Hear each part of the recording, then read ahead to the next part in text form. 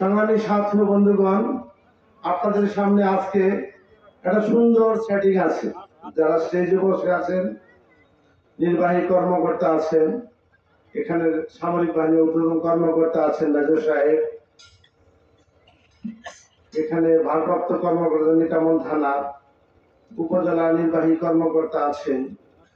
আমি মনে করি এই যাবৎ আমরা যারা রাজনীতি করি বা প্রশাসনের সাথে সক্ষতা যাদের আছে, এর মধ্যে আজকের যে সেটিং, যিনি থানার নির্বাহী কর্মকর্তা আছেন, ওনাকে আমি অল্প দিনেই চিনি, নতুন এসেছেন। ওনার চেহারা যেমন সুন্দর, আল্লাহ মনটাও তেমন সুন্দর দিয়েছেন। উনি অত্যন্ত মনোযোগ সহকারে মানুষজনের কথা শুনেন এবং আমি থেকে আজকে উনি বলেছেন যে আমরা শুনতাম যে মঙ্গলবার দিন ইউনো অফিসে ভিড় হয়, কিন্তু এখন তো দেখি ভিড় তো প্রত্যেক দিনই হয়। আমি বললাম, স্যার, যে কথাটা শুনেন, মানুষের কথা মনোযোগ দিয়ে, এই জন্য ভিড়টা হয়, মানুষ শান্তি পায়। কারণ মানুষের কষ্টটা লাঘব না হলে যদি কষ্টটা বলতে পারে কোথাও, তাহলে অনেকটা শান্তি পায়। অনেকে আইসা বলে যে আর্মি ক্যাম্পে গেছিলাম, বলে আসছি, মনের একটা সান্ত্বনা নিয়ে আসে যে বলে আসছি, এবার বিচার পাবো। তো যদিও অনেক বিষয় যারা আর্মি আছেন এদের কাজ না, তারপরে ওনারা শুনেন, জমি জমা সবকিছু নিয়ে ওনাদের কাছে যান। কিন্তু আমরা জানি যে যতটুকু সম্ভব ওনারা সেই চেষ্টা করেন। তবে আজকে এখানে সার্কেল অফিসার আছেন, উনি আগে থেকে আছেন নিটামন। তো সমাজের জন্য আপনারা যেমন পরিবেশ বান্ধব বোঝেন, আমি মনে করি আজকের যে সেটিংটা আছে এটা হলো আমাদের সমাজ বান্ধব। মেজর সাহেব এসেছেন অতি অল্প কয়েকদিন হলো। ওনার একদিনের বক্তব্য আমি শুনেছি। ওনার যে মেলামেশা করার প্রবণতা, সামাজিক মানুষের সাথে স্বাভাবিকভাবে চলাফেরা, কথাবার্তা বলা, আমি মনে করি এটারও অনেক কিছু প্রভাব পড়বে আমাদের মাঝে। কারণ ওনার আগে যে পূর্ববর্তী মেজর ছিলেন, মনে হয় না আমাদের সাথে সাক্ষাৎ হয়েছে কিনা।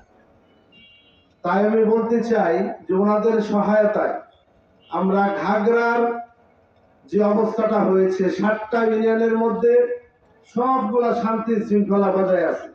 শুধুমাত্র ঘাগড়াতে প্রত্যেকটা বছর মার্ডার হয়, 1-2টা মার্ডার হয়, তারপরে লেগে যায় বিশৃঙ্খলা।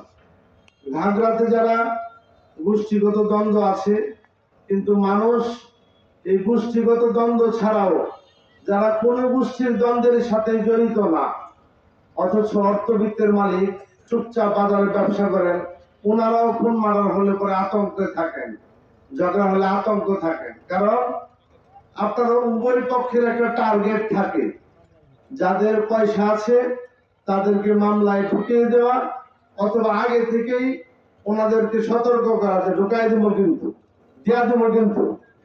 তাইলে হয় কি, আমরা যতটুকু জানছি যে যে যেমন পারে 2 লাখ 3 লাখ টাকা দিয়ে হয়তো এদের কাছ থেকে রক্ষা পায়। প্রশাসনের দৃষ্টি আকর্ষণ করে বলছি, কিছুদিন পূর্বেও এখানে বিএনপির অফিস কিন্তু আমাদের আছে, বহাল তবিয়তে চলতেছে। হঠাৎ করে শুনলাম যে বিএনপি অফিসে আক্রমণ হয়েছে, বিএনপি অফিস ভাঙছে, এমন একটা প্রপাগান্ডা শুরু হয়েছে।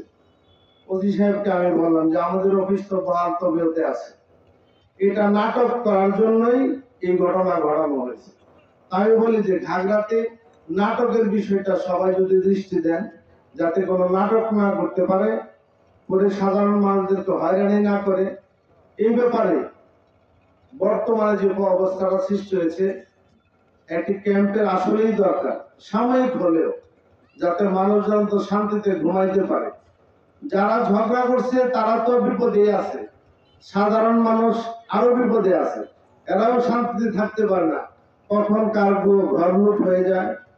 যেমন 5 তারিখের পরে সমস্ত বাংলাদেশে যাই ঘটুক, মিটামান কিন্তু শান্ত ছিল।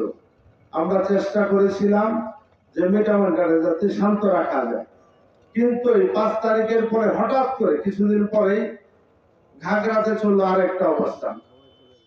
কারণ হলো তখন পুলিশও বের হয় না, আর্মিও আসে না, আসার ব্যবস্থা নাই। ওই সুযোগটা কেউ কেউ নিয়েছেন, ঘর দর লুট করেছেন, ফাঁকা করে দিয়েছেন। আমরা অনেককে ফোন করে চেষ্টা করেছি যাতে নিবৃত্ত করা যায়। অনেকে খুব সুন্দর সুন্দর কথা বলেছেন যে ভাই আর হবে না, আপনি নিশ্চিত থাকেন। কিন্তু 2-4 দিন পরে দেখা গেছে ওই ঘরটাও নাই।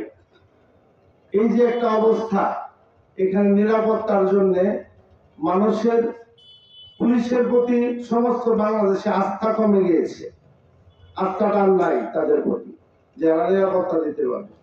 কিন্তু 5 তারিখের পরে যে কয়েকদিন ছিল, শফিউল আলম সাহেব আসার পরে আমাদের সমঝোতা এবং সবার সহযোগিতায় অনেকটা নিয়ন্ত্রণ এনেছিল। এর জন্য ওনাকে আবারও ধন্যবাদ।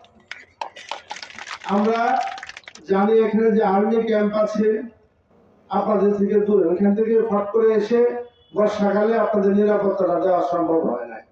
এখন পুলিশ আর্মি মিলেমিশে একটা যৌথ বাহিনী বিভিন্ন কার্যক্রমে অংশগ্রহণ করে।